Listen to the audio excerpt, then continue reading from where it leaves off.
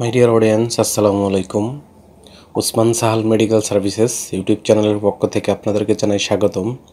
আশা করি আল্লাহর রহমতে আপনারা সবাই ভালো আছেন। বন্ধুগণ, আজকের ভিডিওতে পুরাতন বা দীর্ঘস্থায়ী কোষ্ঠকাঠিন্য এবং পায়খানা কষার সমস্যা সমাধান অত্যন্ত কার্যকর একটি মেডিসিন এবং মেডিসিনটির নাম, দাম, গ্রুপ বা জেনারিক নাম, প্রস্তুতকারক কোম্পানির নাম, খাওয়ার নিয়ম এবং এর সাইড এফেক্টস বা পার্শ্ব প্রতিক্রিয়া সম্পর্কে আলোচনা করব। তবে ভিডিওটি শুরু করার আগে আপনাদের প্রতি অনুরোধ, আপনি যদি আমার চ্যানেলে নতুন হয়ে থাকেন তাহলে অবশ্যই চ্যানেলটি সাবস্ক্রাইব করে লাইক, কমেন্টস এবং শেয়ার করবেন।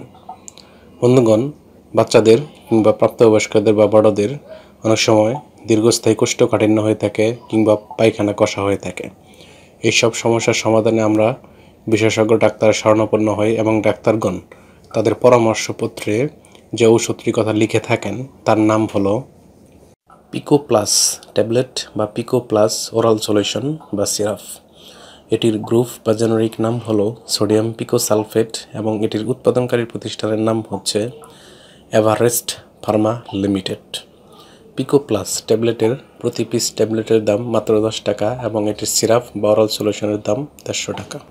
এটি খাওয়ার নিয়ম হচ্ছে 4 বছরের কম শিশুদের ক্ষেত্রে প্রতিদিন 0.25 মিলি করে প্রতি কেজি শারীরিক ওজনের জন্য সেবন করতে পারবে।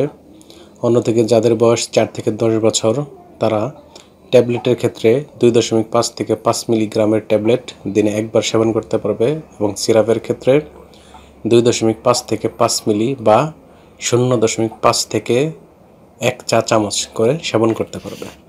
অন্যদিকে যাদের বয়স 10 বছর বা তার ঊর্ধ্বে বা প্রাপ্তবয়স্ক তারা ট্যাবলেটের ক্ষেত্রে 5 থেকে 10 মিলিগ্রামের একটি করে ট্যাবলেট অথবা সিরাপের ক্ষেত্রে 5 থেকে 10 মিলি বা 1 থেকে 2 চা চামচ করে দিনে একবার সেবন করতে পারবে।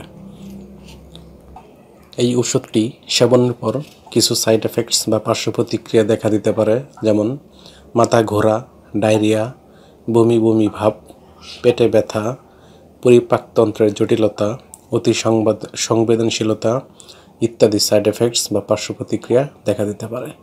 তাই এই ওষুধ সেবনের পূর্বে অবশ্যই বিশেষজ্ঞ ডাক্তারের পরামর্শ নেওয়া বাধ্যতামূলক। গর্ভাবস্থা এবং স্তন্যদানকালীন সময়ে এই ওষুধগুলো সেবন করা যাবে কিনা সেই বিষয়ে পরামর্শ ডাক্তারের কাছ থেকে নিতে হবে, অর্থাৎ ডাক্তার ব্যতীত কোনো ওষুধ খাওয়া যাবে না।